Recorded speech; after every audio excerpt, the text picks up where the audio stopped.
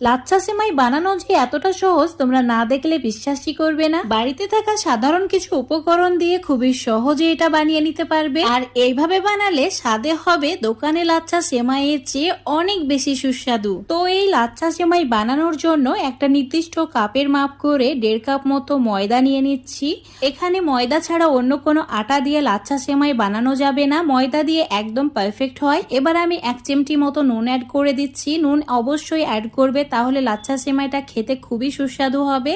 এবার নুন আর ময়দা একসঙ্গে মিশিয়ে নিতে হবে। মেশানো হয়ে গেলে অল্প অল্প করে জল অ্যাড করতে হবে। এখানে রুম টেম্পারেচারে থাকায় নর্মাল জল দিয়ে ডোটা তৈরি করে নিতে হবে। অতিরিক্ত ঠান্ডা বা অতিরিক্ত গরম জল ব্যবহার করা যাবে না। আর এই লাচ্ছা সেমাইয়ের ডো একদম রুটির ডোয়ের মতো নরম করে বানিয়ে নিতে হবে।